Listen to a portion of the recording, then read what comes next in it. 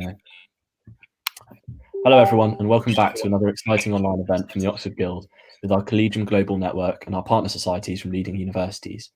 Today we are delighted to be hosting a special online masterclass in association with StayTouch on the big topic of banking versus consulting with Omar Dayi, an ex-Goldman Sachs investment banker and private equity principal turned associate partner at McKinsey. This masterclass deep dive and Q&A session will provide advice, tips and key information on the differences between the different professions and career paths and latest developments. We hope that it will help you to figure out more about which industry might suit you best. Omar's distinguished career at two of the top firms in both industries and the world as a whole puts him at a unique vantage point to assist today. We are also joined by Gaurav Girl, the CEO of StayTouch, who will be moderating.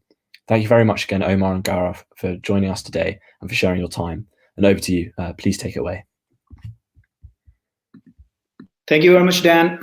It's a pleasure to be here and host such an amazing event. So a brief intro about myself and StayTouch. So my name is Gaurav, founder of StayTouch. Prior to StayTouch, I worked for 7 years at Goldman Sachs doing mergers and acquisitions alongside Omar. So we were colleagues together. Then after 7 years at Goldman, I quit to do 3 years of private equity, sell transactions. And then during my career, 10 years in finance, I had a personal frustration which was linked to networking. And to explain it, like when you meet people, you exchange your contacts with business cards or LinkedIn, and all of them have the disadvantages. You lose business cards, you forget them. And then the most importantly, even if you add somebody on social media, you forget who did you add, when and where. So the contact is not really a connection. So that was basically my pain point. And at some point it just exploded. So I decided to quit and find the solution myself. So that's when we launched StayTouch. So what StayTouch is, it helps you create multiple profiles, personal, professional, student, university, whatever. It's basically your digital card. You can create a profile which basically has all your links into one profile. So LinkedIn, social media, Facebook, whatever, or your contact information, phone number, email address, basically whatever information you want to have, including your blogs. And it gives you one unique link.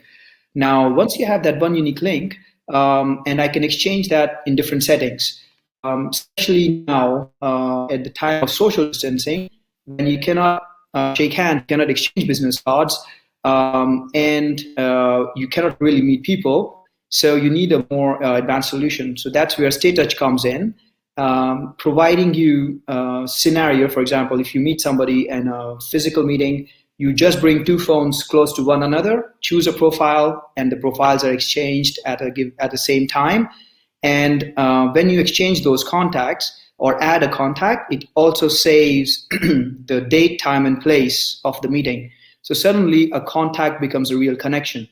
Now that's how it works when you are meeting somebody in a physical setting. But we at StayTouch, you can also do that at an audio or a video call. So with the help of your public profile, you can exchange very easily with the audience, with the other person in the networking events, career events, very simply your public profile with anyone using any of those means. So for example, my public profile is very simple, staytouch.com/@Gaurav. So that's my contact information, and you can see it's super easy, and I have shared all the information which I want to share with any of you. So it's super easy to exchange. The advantage is, as I said, that when you exchange those contacts, you also save the date, time, and place. So I'm not dependent on business cards. I'm not dependent on any other social media. It's my unique, clean profile. All the data is under my control, and I can exchange it using any of the mediums. Whether I can put it as a signature to my email, I can exchange using physical or virtual meetings. So yeah, so it really helps me define my network, and I can use it during my career events, networking events. As I said, like there are plenty of opportunities for me. So for me, it gives me green solution, unique solution, and clean solution. And I'm not dependent on any other thing. The only thing I have is phone with me all the time. And sometimes even without that, I can exchange contacts. So that's where StayTouch is. And of course, during the current environment with COVID, you are even more safe with the StayTouch. So that's a bit about introduction about StayTouch. Without further ado, let's kick up our discussion. So, of course, we have with us Mr. Omar, who has, of course, worked 6 years with Goldman Sachs and then successfully transitioned at McKinsey. So I allow Omar to introduce himself, please. Thanks, Gaurav. Very inspiring to see the journey at StayTouch, and I think it's an amazing solution that we developed there. So, all the best for the next steps. I know you've got quite a heavy pipeline. Hey everyone. So my name is Omar. So I literally started my career back in 2007. I know it sounds a bit dated at JP Morgan first. And then I moved to Goldman Sachs, mainly in investment banking, but I've also done some of the more trading and derivatives side as well. For a 6-year period where I basically covered financial institutions and consumer companies across Europe. I was based in London and Paris. And this is where I met Gaurav, where we were colleagues. So very good old times. And basically advising clients on M&A and financing transactions. And then I decided to move to more the PE investing side in 2015, where I managed a portfolio of consumer assets in emerging markets, maybe in Africa and Middle East. And then I decided to join approximately 2 years ago, McKinsey, where I'm currently an associate partner, leading some of our firm efforts in Africa, consumer and private equity and principal investments. So very happy to be here, and thanks, Gaurav, for giving me the opportunity to share some of my experience with the folks out there. I wish we had this kind of feedback loops back in the days when we were at uni.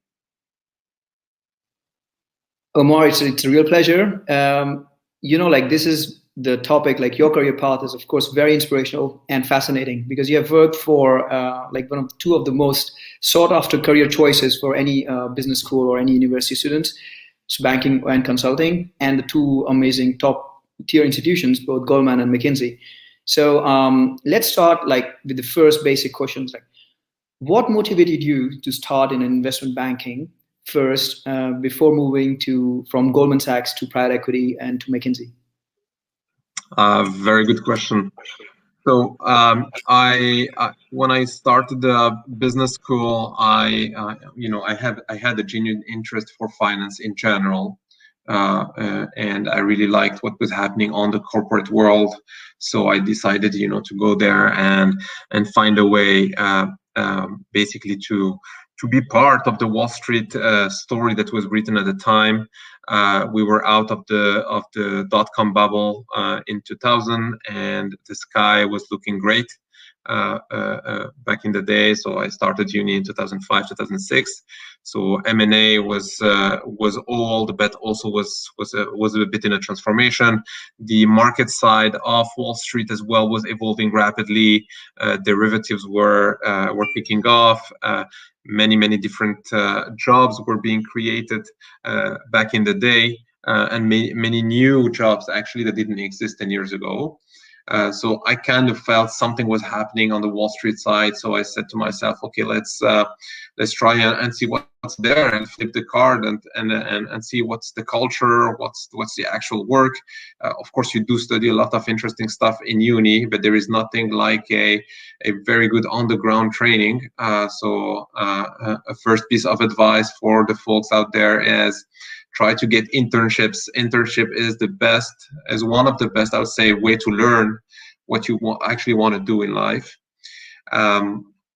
And then, so I joined, at first JP Morgan, and then I'm also someone who's fairly intense and who always wants the best from himself. And I'm sure it's the same for all the folks that we have here, based on the quality of the unis you mentioned, Gaurav and Dan. So I decided I need to work for the top, and for me the top was Goldman Sachs. So I did my utmost to join there. got rebucked once, and then tried again, and then it worked. So this was the start at Goldman Sachs. So natural question is, why did you leave after 6 or 7 years? Answer was simple. These jobs are demanding. I was also going through some, personal changes in my life. So I was founding a family and all that stuff. So I wanted to take a break. So that's why I went to PE. And I've also been generally interested in investments. And then this is how I got into investments. I found out that emerging markets is something completely different from, I would say, developed markets, where the sophistication is one notch down, I would say, and also the culture of doing business in investing is very much different. And then the move to consulting was fairly natural to me. In the investment world, you have investment cycles. So there are periods in the life of funds where you deploy a lot of capital, and there are periods where you don't deploy a lot of capitals. And on the second one, I just thought that I was at some point getting a little bit bored. So I wanted to have something that was more dynamic. So I decided to join either a professional advisory firm, and I did never try consulting, although you can argue that investment banking is close to consulting, and I'll tell you why it's not. So I had the opportunity to join McKinsey, and then I took this opportunity, to retrain myself, reskill myself. And so far so good, as far as I'm concerned, in terms of actual content, in terms of culture, company culture. This is very important. We'll come to that in a second. And in terms of also respect of private life, and we can also address some of these questions here. Absolutely, Omar. Thanks a lot for that insight. So, of course, where you ended, like that's where the question comes in. What did you like the most about banking, and what did you like the least for the banking, from the banking side? And the same thing now goes on to your consulting. What so far have you enjoyed the most in the consulting, and of course, enjoyed the least? So. So let me start with banking. So in banking, I pretty much liked the adrenaline that was coming with the transactions of M&A and financing, and even when I was working in derivatives at JP Morgan, it was the same. So there is an adrenaline for sure. You are in the moment. Think about it as someone who's playing a tennis match, and this is the last 2 games. So there is excitement. You want to finish. You have the advantage. You want to smash. Oh, that it doesn't go through. Then sometimes you get frustration. Then sometimes it goes through. You're up to the next level.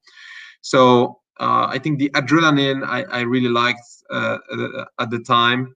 And it's also super fascinating that you see that your work actually deliver impact when you see that the transaction you worked on is literally on the front page of the FT on the following morning, or when there are rumors on a situation you know better than anyone else in the world that are being printed on the Wall Street Journal, FT, Bloomberg, you name it.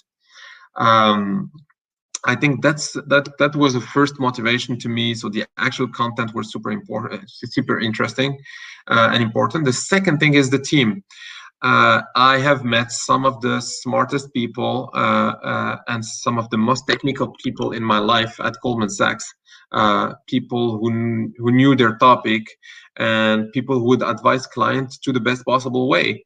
And when you start a career, you always try to get inspired by others. And my inspiration, I got it from some of the people I interacted with. Of course, not all the people are great, so let's not overthink of this thing. But at the end of the day, this is what keeps you afloat, and what keeps you keeps your motivation there in order to to deliver on this this job that is demanding, but is also super rewarding in terms of experience. Things I like the least at Goldman Sachs at the beginning, I would say I didn't care that much about my lifestyle. I was a little rookie who's joined a giant Wall Street firm, and I decided to make my own way up. So, so in reality, yes, I did work a lot of hours, but it wasn't something shocking to me. To me, it was the normal rookie path of any person who's joining a new organization, a new team, and then so I didn't count the hours, to be honest. And the more you grow older and more experienced in the firm, the more you start caring about these things, right? Because I gave it all. Some people don't give it all. But when you give it all, the drawback is sometimes you leave some of your connections behind, your friends behind. So yes, I ring-fenced my family, but I lost some friends along the road, and that was sometimes kind of regret. I don't regret anything, but I think there is you as a new professional need to put the cursor where you can sustain it, right? So the word sustainability is super important. Think about it as a marathon. So people always think about it, oh, I'm going to do 3 years in banking and then I'm going to move to PE, or I'm going to move to something else. No, when you start a career, think about the long-term plan. So you're not you're not going to get to the top position at Goldman Sachs by working hard for 3 hours. No, it takes time, it takes a network, it takes expertise. You don't build expertise like that. There is no Einstein in a bank, or at least there are very few Einsteins in banks, right? They are hardly committed people with a great sense of culture. And people who want to drive the organization towards a better organization. And that's also a key learning I had when I was at Goldman's, right? Nothing is fixed, right? Just to put things simply, there was an issue around lifestyle. If you look the amount of effort that were put on the table by investment banks over the past 10 years is just gigantic in order to improve the value proposition for the rookies, but also for the experienced people. Because the last thing you want in an organization is to have people who are only here because they have more stamina than others, or they are prepared to go to some limits that others are not ready to go to, right? Because guess what? You're probably not getting the smartest people out there, but you're getting the hardest working people out there. So I think that's in a nutshell on the investment banking. On the consulting, it's a whole different world. I thought it was fairly similar. Of course, you have a client, you're a professional advisor, but the things are quite different. What I like about consulting is the long-term impact that you are bringing to your client. And let me define what that means in terms of long-term impact. When you are a firm like McKinsey, for example, and you engage a client and you work with a client, you're not here for the 2-3 months as only that this client wants you or needs you. You need to be here for the long run. So if you think that you succeeded because you've been hired for a 3-month period, then you got it wrong, because you're not building the relationship. And the best way to deliver the relation, to build the relationship, is basically to do an amazing job on and on and on, to bring the best of the firm to your clients. I think that's one. So you get exposure to an expertise for the corporate world that is unparalleled. I've never seen that before. Jokes aside, we have access to expertise to most of the things in the world that are, from a diverse panel of topics, right? Public topics, private topics, dollar-driven topics, purpose-driven topics, We advise, so for example, if you look at the spectrum of clients we advise, it's super wide, right? You advise NGOs for free, for example. I think very few people know about this, but there are some people who want to do pro bono, for example. And we did some of the pro bono in the context of COVID-19, but not only. This is something we do on a recurring basis. We advise super sharp, dollar-driven organizations who are here to deliver EBITDA, so financial impact. You can advise public institutions on their health strategy, on a number of policies, etc. So that's one. So the diversity of topics and institutions, clients, expertise that you get access to is unparalleled. I would say the drawback of consulting is, I think, sometimes it lacks a little bit of adrenaline that I was talking about at the beginning, Gaurav. Because you're building super long-term, this is not transactional, this is relationship-based, and the need of the clients evolve over time. That's, I think, something where as an investment banker, you start comparing and saying, oh, I missed something. But at the end of the day, it's this is the trade-off. So this is why these two jobs are a bit different, and I wouldn't say a bit, are very different. Thanks for that insight, Omar. Of course, I know only the one side, and thanks for sharing the second part of it. So that brings us to the right part. Like you have described the work and how it is different between the two. What about the working culture in terms of, first of all, like banking versus consulting, and of course, Goldman versus McKinsey? Yeah. So the culture is somewhat, there are some similarities and some differences, right? The similarities, I think I mentioned a number of them already. The first one is these two careers are marathons, and that's very important to keep in mind when you do these kind of jobs. The second thing is, it's not only about absolute performance. It's also about your ability to get along with your team and numerous teams. So I'm sure you guys know already in university that there are different people with different styles, different personalities, different way of working. And that the only way to move projects forward is to be able to adapt. And that is definitely in the culture of those organizations something essential. If you are, or if someone is not willing to give away a little bit, it won't work, right? So I think this is the second similarity I see. The third one is the hand for, I would say, the professional development, right? In all these institutions, so the two institutions at least I know, you need to develop.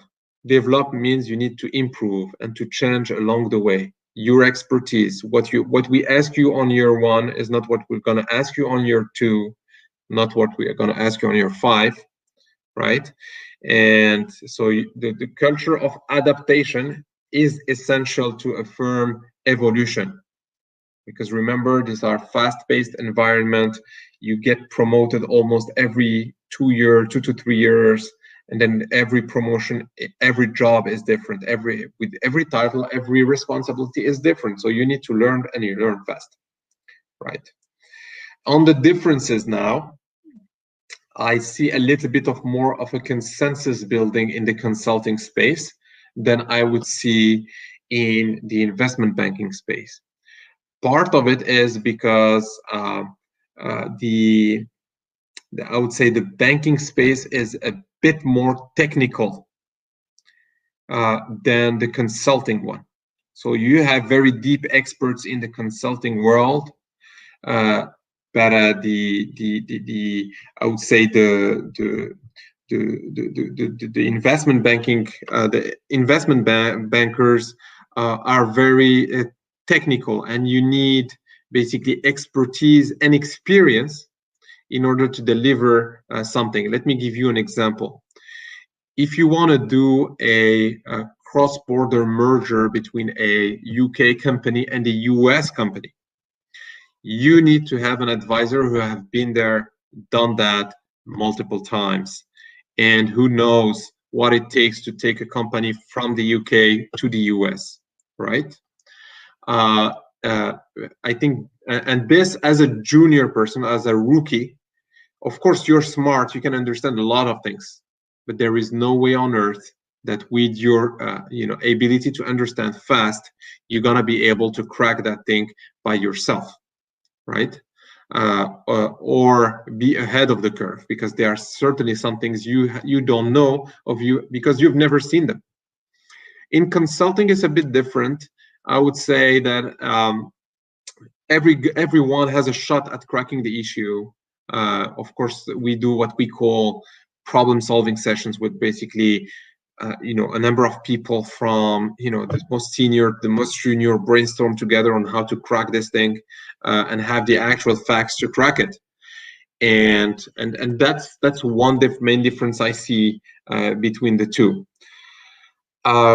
The second one I would say is the consulting is a little bit more of a team play than an individual play.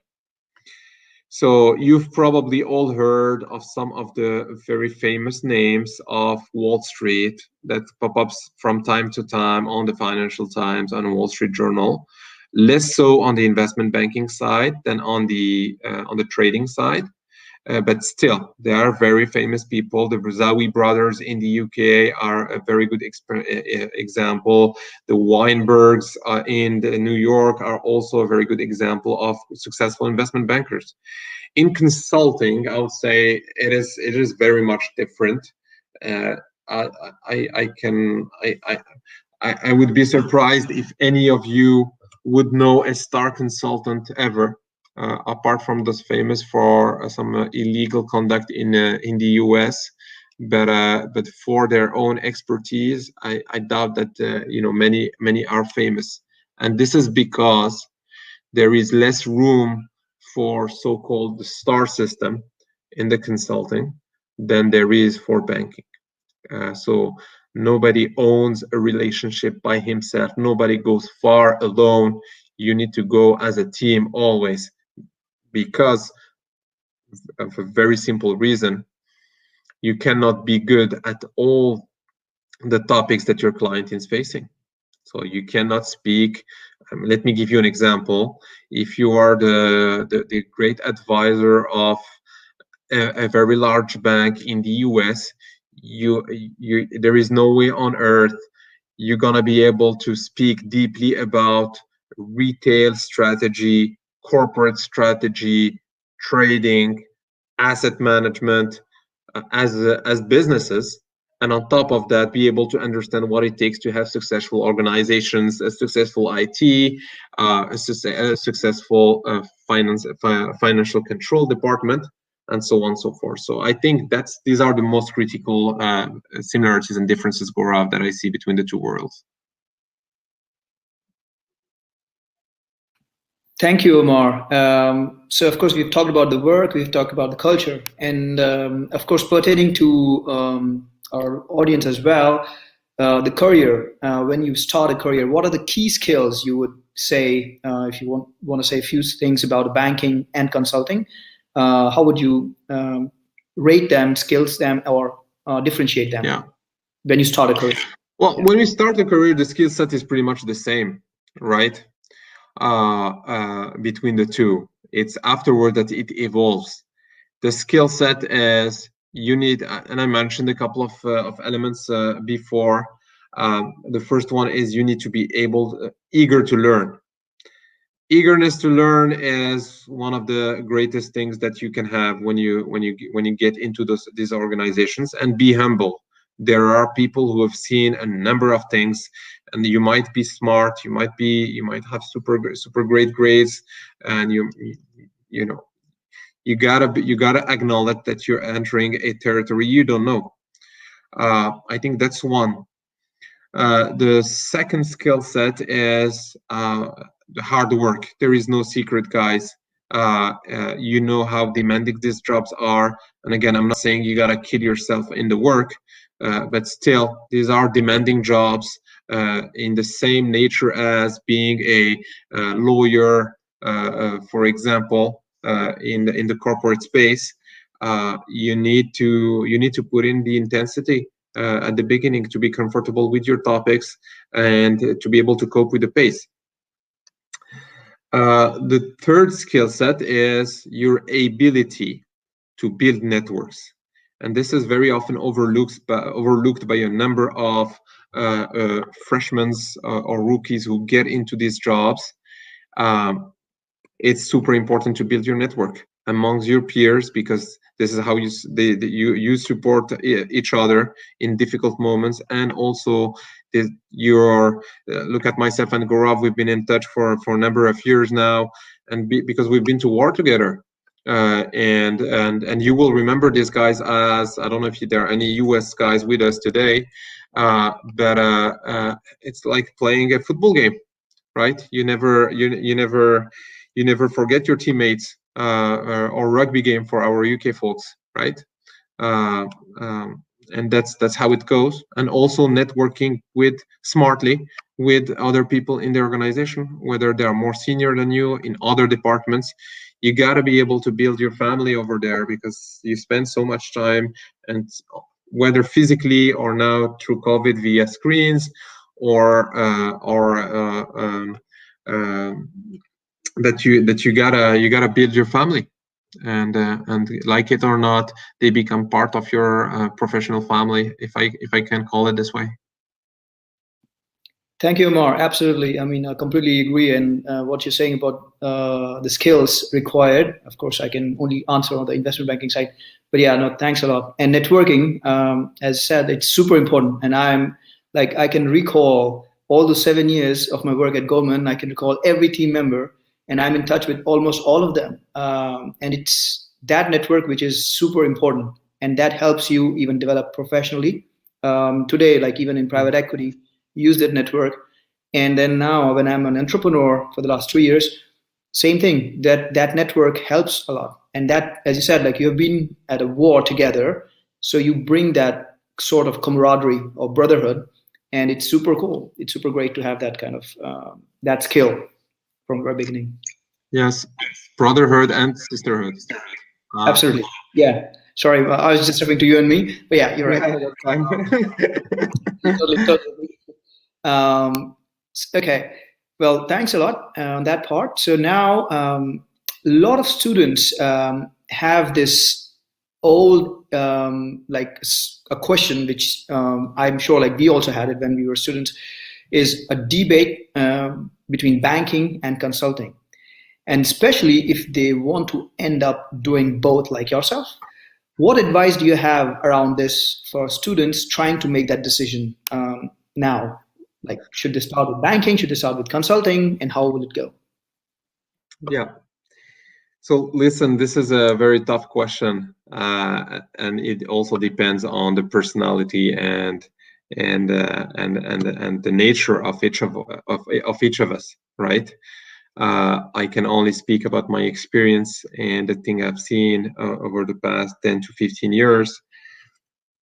I think the best advice I can give to my friends here is to try with an internship. I think an internship gives you a good flavor of the culture, the actual work you do, the environment, and I think it's the best test you can have. I know some people don't do internships because they don't want to waste time, but I think it's not wasted time. It's actually very good time to figure out what you want to do, or where you want to start in life. I think that's point number one. I think my second point is if you don't want to go for an internship, right? You gotta speak with as many people as you can. So go to now it's difficult because there are no more forums or student forums, but try to connect with the people who've been there, done that, to speak to as many people as possible in order for you to form your own opinion and think about what are the things that matter to me the most. So one of the things I figure out with the years is that before answering this question, you need to answer a number of questions about yourself, right? What do I like in terms of content? I know broadly what these two jobs are. One of them advises companies to acquire or JV or sell companies. The other one is you're advising people on a number of topics, from basic strategy to, you'll be surprised with what we do now at McKinsey, very technical items on transformation, digital transformations. We do create apps, for example. We do develop algorithms for very complex institutions. We do a whole a bunch of things. We do organizational work, i.e., how do you design your organization in order to be performing well. So the first one is answer question for yourself: what do you want to do? So, i.e., what do I want? What are the contents I want to be working on? That's point number one. Point number two is you need to figure out the priorities that you have in life. If you're not ready to commit, and I don't say sacrifice, but commit a little bit to these demanding organizations, that probably the answer is you should stay away from these organizations, because they will be demanding, and they will not understand if you do not commit at least part of your time to the success of the organization. And then this is the best way for any student basically to think about where to start. So ask yourself the right questions, speak to as many people as possible, cross the experiences. So I'm giving you one piece of the story, maybe someone has another piece of the story, but that's super important. And then I know a number of people will hate what I say, but there is a part of luck in that, right? You don't command to go to Goldman Sachs or McKinsey or JP Morgan or BCG or anyone, right? You apply, it's competitive, and then there is part of luck as well in that. So there's something you cannot control, unfortunately, and you realize that afterwards. Thank you, Omar, for explaining that in very detailed. So just on my side, there's a lot of people who say consulting, you travel a lot, whereas on the banking side, you work long hours. How would you compare traveling a lot and long hours in banking? Again, it depends how you see travel. I personally love traveling. So it is true that with consulting, you kind of travel a lot, but you got to think about it as a great opportunity, right? Tomorrow you're based in the UK. There is a great topic that is popping up in Brazil. It's 3 months long. The team is asking you to stay there 3 weeks, in nice commodities and with actual great content.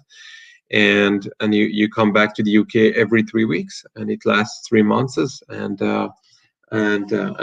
to me, I see that as an opportunity, not as a threat, especially when you're just starting your career, right? Building international expertise is something of immense value, right? But it is true that the travel is important. You can decide to stay. For example, I was taking the example of the UK. You can decide to work on European time zones and take on UK assignments only. That's up to you, I would say, right? So the great thing about consulting, I found, is that you decide what you want to do. You want to do UK only, you can do UK only. You want to go international, you can go international. So you can work for 3 months in Brazil, you can go for 1.5 months in the UAE. that's you can travel to France, and that's part of the job and the value proposition. Now you want to do only UK. The only I wouldn't say issue with constraints is that you will be constrained in terms of content, right? Of actual topics you can deliver on, right? There are a lot of things happening in the UK, but still you will have a much broader choice in terms of content if you start looking worldwide, right? And again, you can stay in a time zone. You can decide, I'm going to do European assignments only. I'm going to do East Coast assignments only if I move abroad, etc., etc. So that's, I would say that's a false, I would say, pain point in the consulting. I would say, what is true on travel is the more senior you grow on banking and consulting, the more you travel. So if you're a banker based in London, you'll probably have a sectorial, I would say, coverage. So, for example, at LSESU, I cover financial institutions in from the UK. I'm going to probably travel to Italy, Spain, France, Portugal, Germany, Switzerland, Nordics, in order to serve my clients who are all banks. That's one. And it's the same for the consulting world. You gotta travel because you find you develop an expertise in a certain area, and most of the time you need to radiate that expertise in a geographical space. But nothing non-manageable, Gaurav, on the traveling. On the hours, just let me come back on the hours just quickly. It is true that, as I said, these are demanding assignments. These are demanding institutions. But still, if you think about it the positive way, as a marathon, it's nothing in the scale of marathon. If you, of course, if you're gonna stay, if your plan is to stay there for 2 years and then leave, yes, the only thing you will remember is that you spent 2 years working super hard.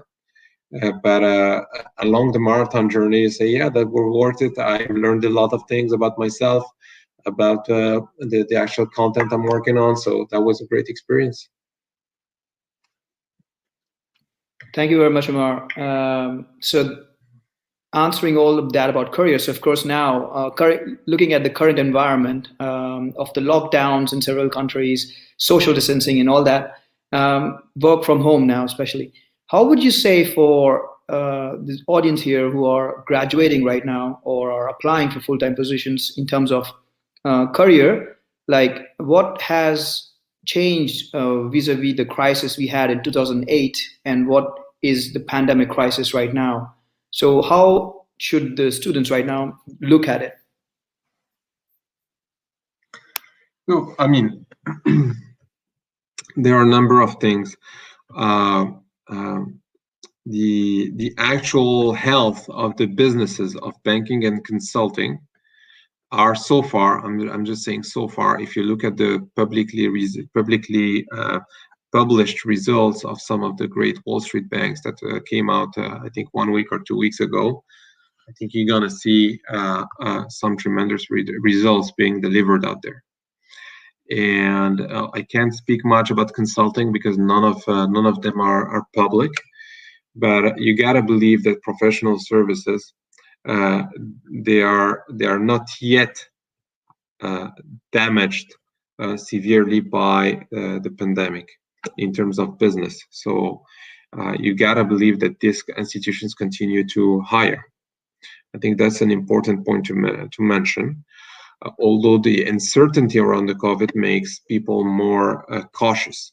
But remember, these institutions, they always need to hire at the, I would say, junior or entry level post-uni, because this is simply the way the pyramid works. And the pyramid is one of the fastest, evolving pyramids in the corporate world. So that's one. The second one, I think these are interesting times to be on both sides, right? Because these things that are happening today, I can speak about consulting, and a number of things are happening across industries and across geographies, where there are some themes that you've probably heard of.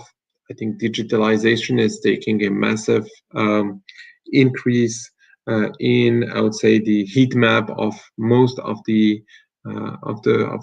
corporate leaders. The topic of advanced analytics is also stepping up big time. If you think that artificial intelligence is only for Elon and the likes, then you're probably wrong. This is being used probably widely across the corporate world, and people are still learning on how to use that more efficiently for their organizations.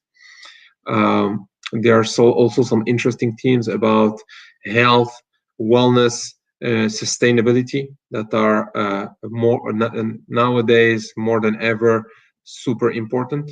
So a topic that you see coming back is the topic of sustainability for corporate leaders.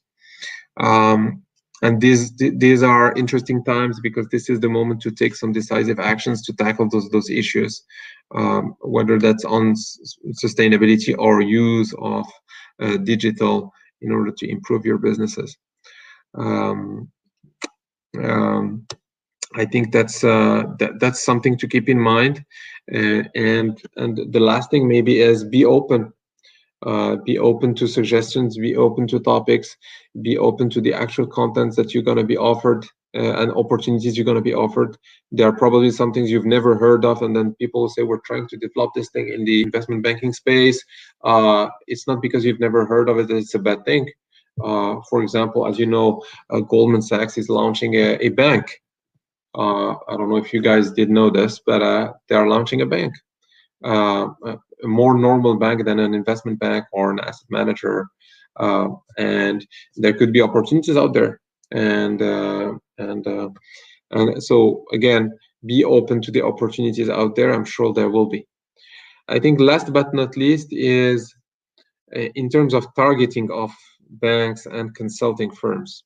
So we've talked about just the number one in each of those categories, right? There are a number of players in this field. So it's not because you don't get Goldman or McKinsey that you're not great or you're not performing. There are very good firms out there that have the same or a different value proposition to offer to students, to great students like you, in terms of career path.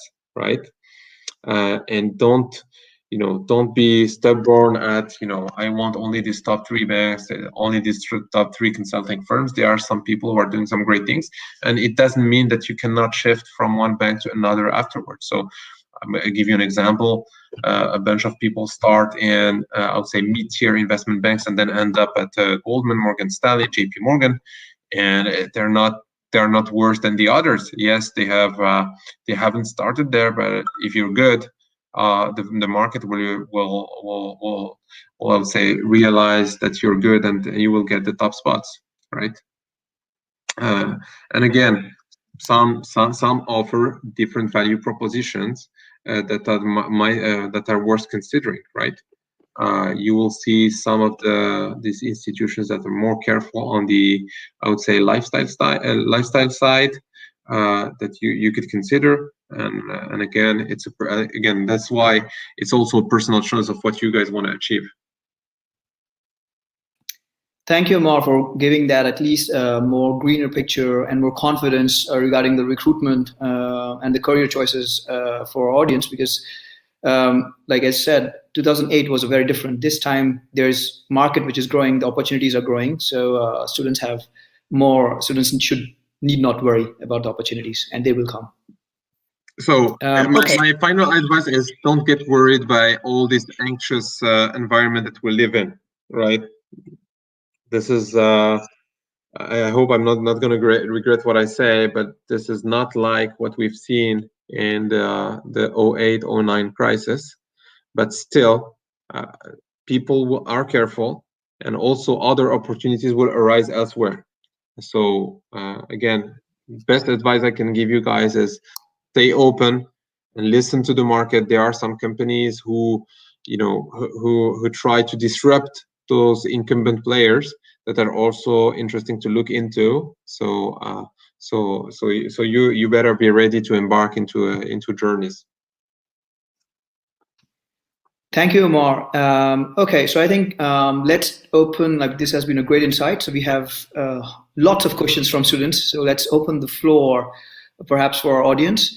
Okay, so the first question comes from Connor, studying at Oxford. What are the key factors that you recommended we look at when choosing a career path and differentiating between firms, apart from pay or fit, of course? Thanks, Connor, from Oxford, for the question. So choosing a career path and differentiating between firms. So choosing a career path has pretty much to do with what you actually want to do in terms of content. So we know, some of you probably know that, for example, the trading side of the great investment banks includes much more mathematics, for example, than classic investment banking, right? So if you wanted to go for heavy mathematics, algorithmics, coding, and all that stuff, and you want to get involved in finance, this is probably where you would start, right? Just to give you an example. So again, I'm returning the question because you need to know where do you want to spend your time on, right? If you love mathematics and you say I want to continue doing mathematics, then you're probably gonna look into more digital and analytics work, which has links to algorithmics, right? And there are not that many departments in the banking or consulting world that do that. You either have the trading side and the structuring side of investment banks, and also on the consulting, as I told you, a number of consulting firms now have developed a very deep expertise on building algorithm and algorithmics for their clients, to drive digital transformations, to embed artificial intelligence within their businesses these days. So I think that's one. The differentiation between firms. So this is a tough one because it's always difficult to judge the culture from outside in, to judge the people from outside in. I think the fit with the people you meet is super important. I think that, to me, that was the number one. I would say number one factor, because you know that between J.P. Morgan, Goldman Sachs, these two firms are excellent. Now you need to get along well with people, and that's why I say that internships are great, because it gives you the opportunity to also know the people. The second thing about the firms is, I would say, you judge by league tables as well. At least I do. So you know that working for Bernsteins. I mean, some of you don't know Bernsteins, but some mid-tier banks is not working for Morgan Stanley. It's these guys are number one in almost all they do, and there is a reason, right? So I think also league tables and actual performance is also something to look into. You mentioned pay. So make no mistake about pay, guys. Again, it's a marathon. So no one here will become a millionaire by staying 2 or 3 years in those institutions, right? And the pay structure is somehow is kind of exponential if you need to draw it on a graph, I would say, right? So you gotta be patient, and you gotta earn your way up, right? There is no free lunch. Nobody will pay you for what you have done in the past, but people will pay you for what's your potential and what you've actually done for the institution, right? And that's super important to keep in mind. So if you guys want short-term gains, I suggest you start looking on the more risky side of things, right? So trading in investment banks is one. Hedge funds is another one, but also remember that every pay structure, so if you get paid well under a short time period, means that the risk embedded in your work is fairly high, right? So in hedge fund, yes, you can get some crazy payouts there. You can get fired after 6 months. So that you need to keep in mind, and this is why also you guys need to know what you're capable of handling, right? Who in this room can handle the fear of being sacked for poor trading performance after 3 months? I can't. Some people can. They're happy to live with this fear. But it's not a fear. It's just a matter of personality, right? So think about the pay this way. I know there is tons of misconception about pay grades. So keep that in mind, please, because this should not be your primary area of focus. And don't get me wrong, on those institutions, they all pay well. So you will be treated decently and more than decently. Thank you very much, Omar. I think on the similar lines, we have another question which extends a little bit what you just answered. Is from Lisa, studying mathematics at Cambridge. Other than banking, consulting, what other option could there be to acquire similar skill sets and develop as someone in those industries? Tech is an increasingly popular route, is it?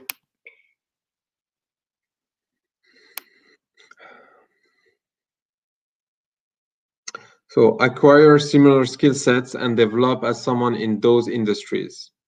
So I don't know the tech space very well, in all frankness. I invest in startups. Gaurav knows the space probably more than I do, but I'm not too sure what you mean, Lisa from Cambridge, by acquire similar skill sets and develop as someone in those industries. So the skill set, you become a professional advisor. The main skill set is to be able to take decisions and to help people take decisions, and tough decisions. Again, I'm not equipped to answer your question on the tech side, but maybe I'll jump in. Yeah, Omar. Maybe I'll jump in a little bit. Doing the finance and the tech entrepreneur and managing the team now. So you can definitely acquire similar skill sets.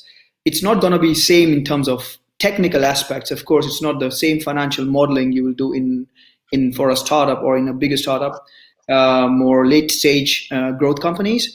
But yes, you definitely can acquire skills such as team working, problem solving, focus, client interaction, communication, all those key skills which you learn during the banking, at least, is something which you can definitely acquire also on the tech side. It's not an issue. It's just making sure that on the tech, the difference is it's not going to be the same as banking. It's not going to be the same as consulting, but it definitely will teach you, depending on what kind of a tech you're going. Either you're going for a big tech like Facebook's, Google's, etc., or you're going for a startups. So here for a startup, when we hire somebody or when you recruit a new person, of course there is something you're bringing on the table as a value addition. You will learn on that job. So let's say you are good in marketing or you're good in financial modeling, but tech startup by default means that you will be filling in few shoes at the same time. So you will definitely be acquiring more skills than just in your own position. And by default, that means that you have to be good in your, you will learn skills in your job, but you will also see other jobs at the same time. So you will have 2 or 3 different roles depending on where the option open is. So yeah, you definitely can learn similar skill sets in the tech part. Okay. Hope that answers, Lisa. Moving on. So the next question is from Yang, studying law at LSE. Sustainability and ESG are getting more attention than ever. Why do you think this is? Because people are more socially conscious, or due to ESG being better insulated against downturns? That's a very good question, Young, from LSE. On sustainability and ESG, I think that's a personal view. People realize how important it is to have organizations with purposes, and making dollars is not a purpose itself, right? So you see that across Main Street and Wall Street. And that's something you guys need to keep in mind, because I think the more we'll move forward, the more this topic will become important, and it is already increasingly important, right? Regulation is tightening up. If you look at what's happening for EVs in Europe, for example, that's just the way it is, right? We can't continue to live this way if we want to have a livable future for all of us, right? I think what I see from the clients I advise and I have advised is that they put the well-being of their people at this, as a primary, I would say, factor in the decisions they make, right? You could probably think about a number of institutions who were a bit savage with their employees back in the day. I think today it's very, very badly perceived, especially for companies making money. So if you look at all the efforts that are being made by the tech companies to find, to offer an amazing value proposition for their employees, whether it is from a lifestyle perspective, I'm not talking about money here, lifestyle purpose. If you look at what happened, for example, I'm going to give you an example at Google when they were having some discussions about what's their purpose, or if you look at the purpose that a food business like Danone in Europe is trying to adopt. I think this is the way forward, and I think it's a good thing for the world. It's a good thing for employees, and it's a good thing for people in general. So I'm happy it's going this way. On your second question, ESG being better insulated against downturns, there is no proof of evidence of that, right? So I would say that this is one of the imperatives of our time, and we got to make sure that we deliver on that in a not in a cosmetic way, but really on the ground, because I'm sure you guys see what's happening around you, and the world where we live in today is I would say is leaning towards sustainability. Absolutely. Thank you, Omar. And yes, it's our social responsibility for our next generations as well. So it's perfectly valid that everybody's ESG focused. Moving on. So the next question we have is from Dan, studying economics at Warwick. In terms of exit opportunities, both for your career development and personal enrichment, i.e. acquiring soft skills and insider knowledge about the world, which field is better and in what way? Again, guys, these are very difficult questions, but thank you for raising these questions. I have a personal view on this. I think that with this job, you either with banking or consulting, you could pretty much do any job in the world, right? If you stay long enough and you acquire the skill set that is needed in those institutions. So you see a number of for ex-McKinsey or guys being named as CEOs of Fortune 500 companies. Same goes for the investment banking worlds, where you see CFOs and CEOs of very large companies, coming from these fields. So the exit options are pretty broad. They can go from the corporate world to the private equity world, and this is both valid for investment banking and consulting. It is also true in the alternative investment world.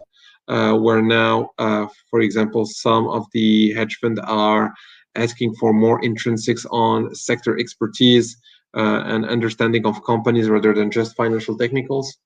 So they're starting to hire as well from consulting firms. It can be as broad as, for example, in consulting as governance, right? You have some great leaders of the world who are ex-McKinsey, for example, and you know the skills that you acquired there, you can use them pretty much everywhere.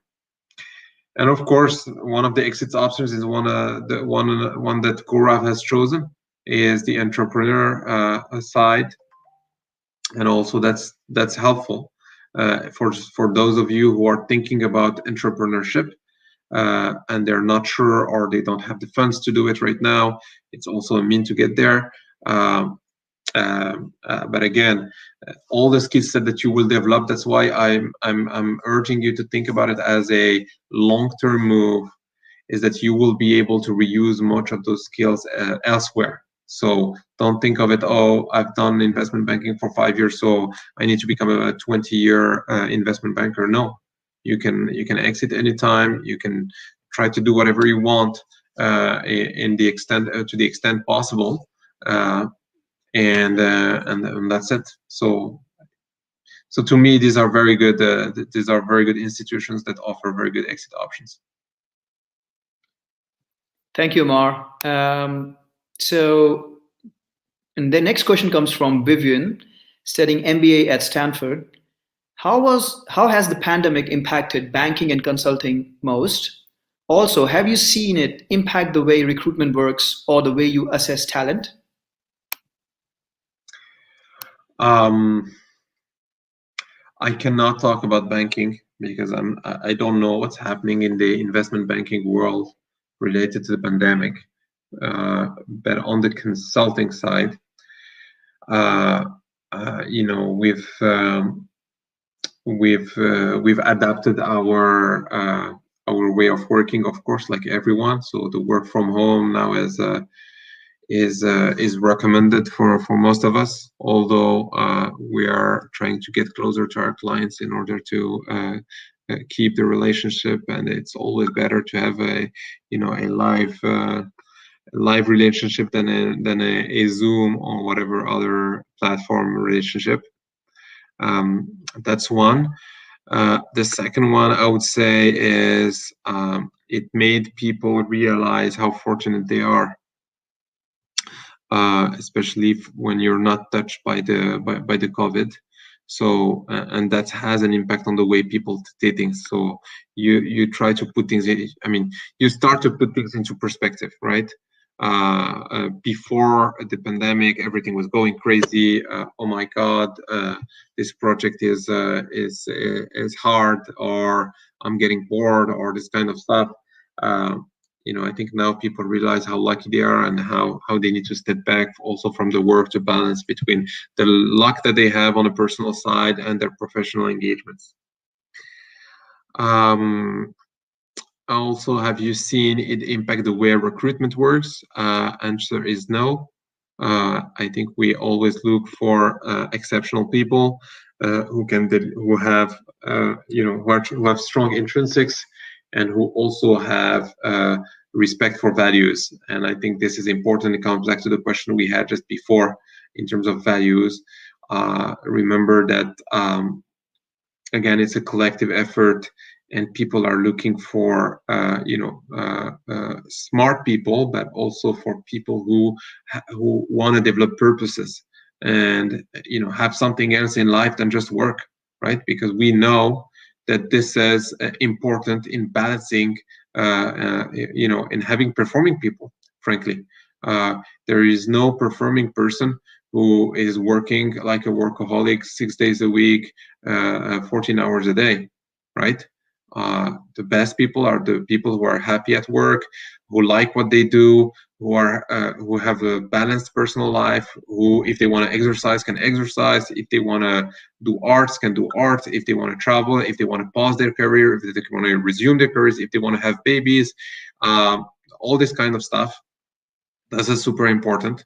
So remember, on the way we recruit people, speaking at least for McKinsey, is we want people who have strong intrinsics, but also who have purposes in life and who have integrity, and these are very important elements. So don't overlook them when you're looking for a job in those industries. And for frankly, any job out there, I'm sure you guys will do amazing given your academic background. But think of it, right? Don't be blinded by either the dollars or by some great personality. Do your due diligence in a thorough manner, so that you don't get surprises once you hit the floor on day one, right? So if you're being approached by an institution, spend time with the people who are recruiting you. Ask around if anybody knows these people. Do your due deal, guys. This is important. So much time, things go too fast. You say, okay, this guy from this company approached me. He's great. He looks smart. I'm gonna go with him. Yes, it can turn out to be superb, but the best way to protect yourself against some crazy situations is just ask around, speak around, guys. Thank you, Omar. Keeping track of the time, Omar, Yeah. would it be okay if you could keep 10 more minutes of yours? Let's do one or two questions, please, and then we can. I'm happy to take any questions offline, if any. Sure. Okay, so let's stick to two questions. So the next one is coming from Jamal, studying geography in Edinburgh. What is your take on the value of qualifications like CFAs and MBAs? Do you think they are still as valuable as before in banking, PE, and consulting? What is your view?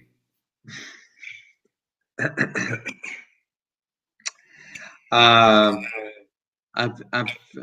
never been a big fan of CFAs, frankly, because I could not see the difference between, in investment banking, at least, someone who has CFA and someone who doesn't have a CFA. So if you're coming from a very solid academic background and you spend the time to learn how to do things properly in your own job, then probably CFA is, at least, again, this is a personal opinion. I didn't see much difference between someone who has and doesn't have a CFA. Okay, it's great on the CV, it's great on the LinkedIn profile, or the StayTouch profile as well, but to me, it's no big difference. For MBAs, I think MBAs are interesting kind of paths. One is, main reason basically is they allow you to pause in a moment of your career when you're not sure what you want to do going forward. You try to open your mind, right, to different areas, different topics. That's one. The second one, and again, I'm coming back to this, guys, multiple times, being able to build relationships. MBAs are about relationships and what you can build from those MBAs, right? So to me, these are valuable items, and I definitely think that at some point we need to be humble and say, I'm getting bored, or I'm not learning anymore, or I want to learn something else. Then probably MBA is a good way of doing that. Do you think they're still valuable as before in banking, PE, and consulting? I don't know to what extent they were valuable. If I look at the people who were with me at Goldman Sachs, at least in Europe, and Gaurav I'm sure can comment on that. There were not that many people who had CFAs and MBAs. People were coming from a very solid academic background, whether in the UK, France, the US, not necessarily having an MBA. Absolutely. Thanks, Omar. So we have final two questions. Sorry about that. So the next one is coming from Haruka, studying economics at UCL. With fewer insight opportunities for first-year students this year, what would you suggest younger years to do be best prepared for applications in following years?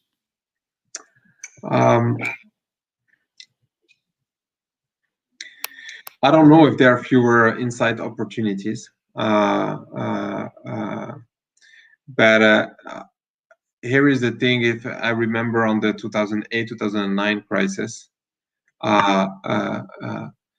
you might not get your dream job, right? Or you might not be accepted by the dream institution you want to join.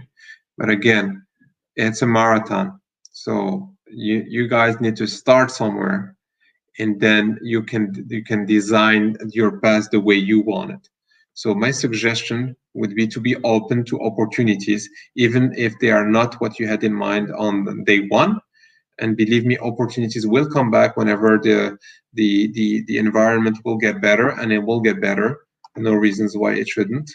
And then you can move forward on other things. And again, you never know where this thing can take you, right? I have colleagues who've started businesses back in the 2008-2009 crisis. Yes, they were not. I mean, they didn't have the solidity of a big institution like the Wall Street banks or the consulting firms or the auditors or lawyers. But I figure out that some of them went to consulting, some of them went to banking, some of them went to entrepreneurship, and they are highly successful. So believe in yourself.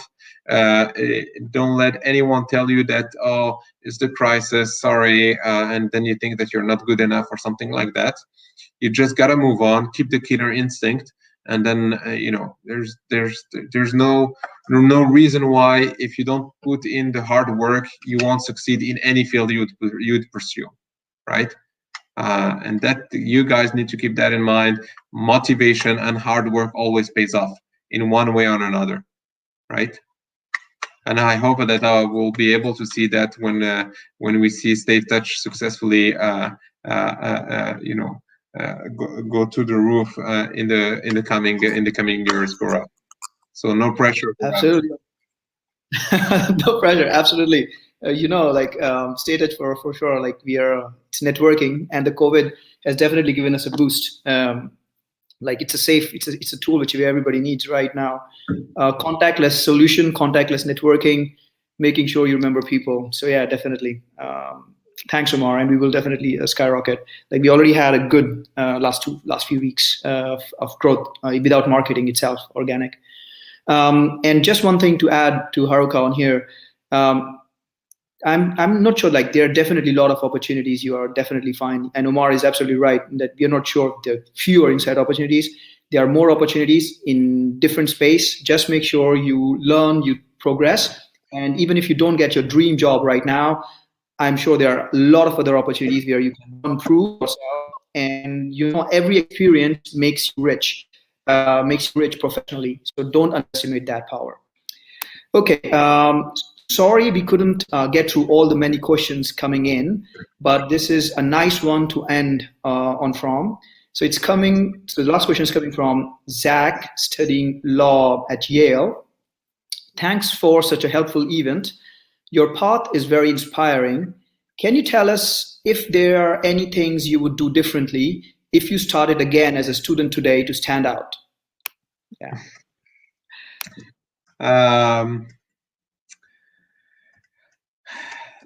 I think one thing that so thanks, Zach. This is a great question, and again, I hope I don't sound too old when I answer this question. But listen, at the end of the day, I think thinking about the longer term play, I think it's one thing that I would have thought about more carefully, right? Being able to, I know it's difficult when you're a student, someone tells you, long-term play, and you probably ask yourself, what the hell this guy is talking about, right? I'm focused on the next 2 years of my careers, and someone is asking me to think about the long-term play. Long-term play means build your skills, evolve, right? Adapt, learn about yourself. You don't know yourself as a professional, you know yourself as a student. Yes, you can have amazing grades. I'm sure you guys are from very diverse backgrounds. So no doubt about that. But as a professional, you guys don't know yourself. You don't know how you react to transactional stress. You don't know how you react to fatigue in a corporate environment. You don't know how to deal with individuals. There are sometimes difficult individuals. So all this you learn on the go, and think about what you're learning. One thing I want to leave you guys with is, whenever it's sometimes where you feel uncomfortable, this is the moment where you learn the most, and you will get payoff for that learning at some point in time. So yes, when I was at Goldman, sometimes it was difficult, no doubt about that. But after the years, you realize why it was difficult, right? And what you get in exchange of that, right? You develop your skill sets, you develop your endurance, you adapt to the world, you adapt to the personalities and to the people who work around you, and then you can use that anywhere. Today I managed to exchange with CEOs and other CXOs, from Europe to Asia, right? And working with these guys, and if you don't broaden your mind, it will be difficult for you to do that. So again, step back, think about the longer term play, and build your skills along the way. Nothing is in the marble, guys. So whenever you want to move or do something else, you can do it. You're bright, and you come from great institutions, so there is no reason why you shouldn't succeed. One thing that is important is to keep the confidence. Keep the confidence in your ability to succeed wherever you decide you want to go. So if you remember a couple of minutes ago, I said there is one thing that is important, is you ask yourself the right questions. What do I want to do? What lifestyle do I want to have? What's in it for me, right? And whenever you ask these questions, and these questions will come back in every step of your career, right? If you're in a situation where you don't like anymore what you do, and you want to change, then you can change, and you can take with you your experience and expertise to move to the next level, right? I sounded like an old pal on this one, but I hope it was useful for our friends. No, definitely. Thank you, Omar. I think, like, before I hand it over to Dan, like, just a few words on the StayTouch side, just for all students, please make sure stay safe, and include when you're doing networking, anything, use contactless solution. StayTouch is the unique solution there. So don't hesitate using it. You can always reach out to me for my questions and connect to me on StayTouch at staytouch.com/@Gaurav. Dan, over to you. Also, just want to say thank you very much again, Omar, for sharing your time and insights in what's been a really informative session. And thank you also to everyone watching, and for all your many and varied questions. We hope you found it helpful, and we look forward to welcoming you all again soon at our upcoming events, which includes another session with StayTouch next Thursday on diversity. So thank you all again, and goodbye. Thank you. Thanks, Dan. Thank you. Thank you. Bye.